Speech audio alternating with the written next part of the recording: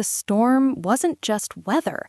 It was a character in our family drama, a roaring, weeping accomplice.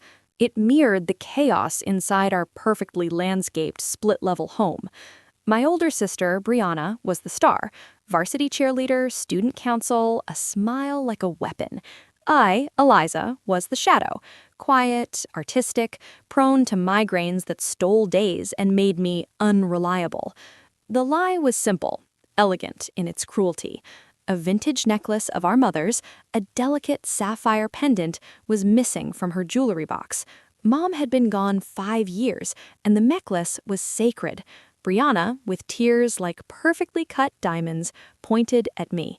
"I saw her wearing it yesterday, Dad. She was showing it off to that weird guy from her art class. She must have lost it or sold it." It was nonsense. I hadn't touched it. The weird guy was just Ethan, who liked manga and was kinder to me in one afternoon than Brianna had been in a lifetime.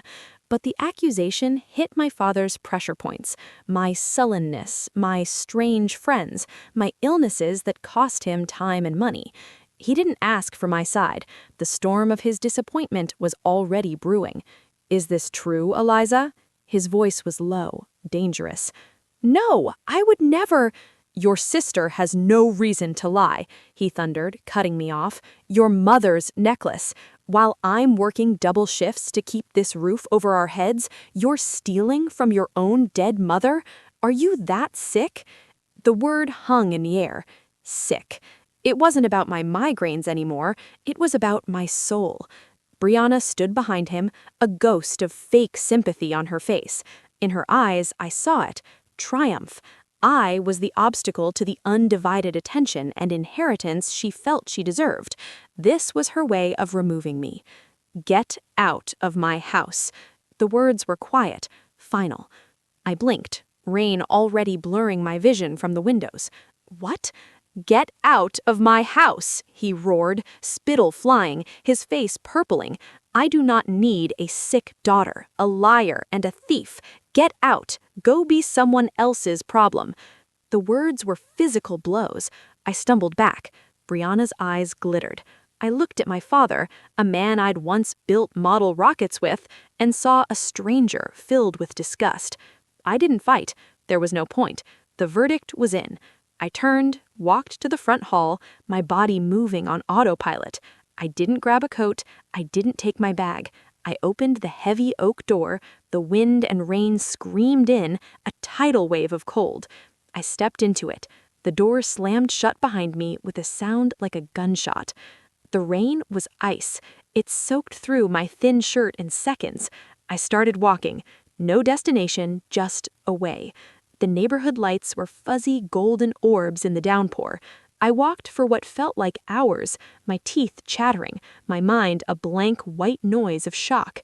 I eventually found a bus shelter, its plexiglass walls doing little against the wind-driven spray.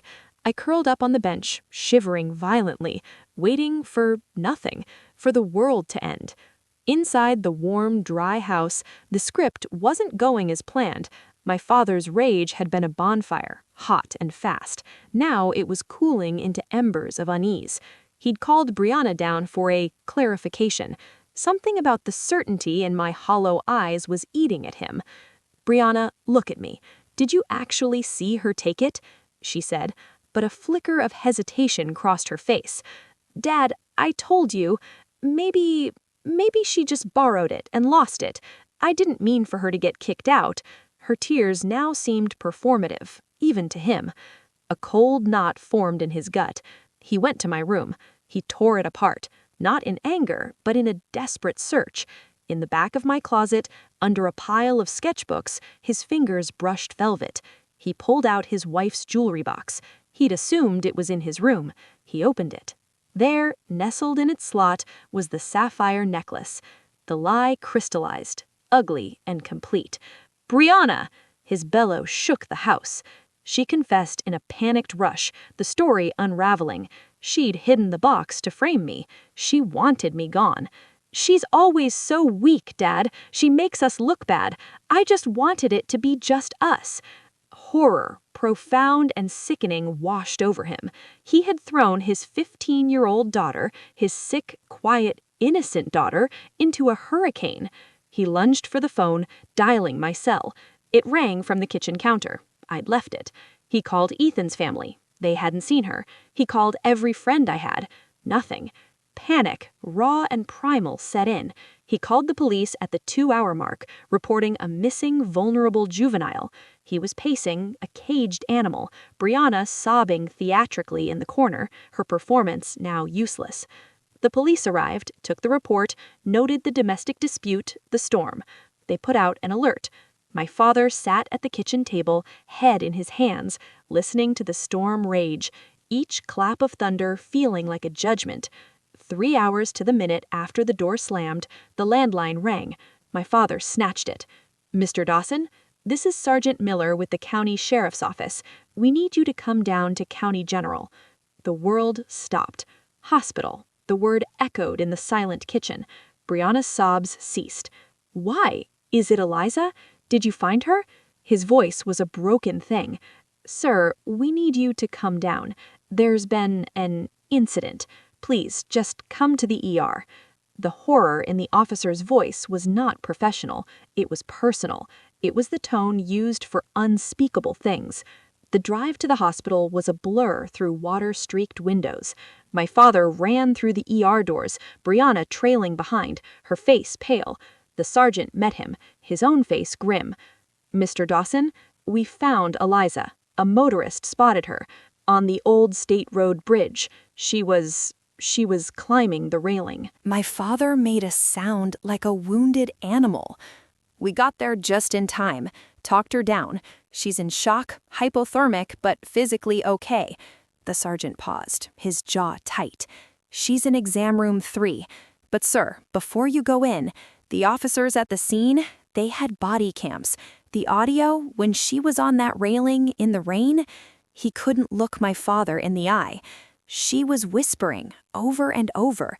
He said I was sick. He didn't need a sick daughter." Each word was a nail. My father's legs gave out. He caught himself on the cold hospital wall.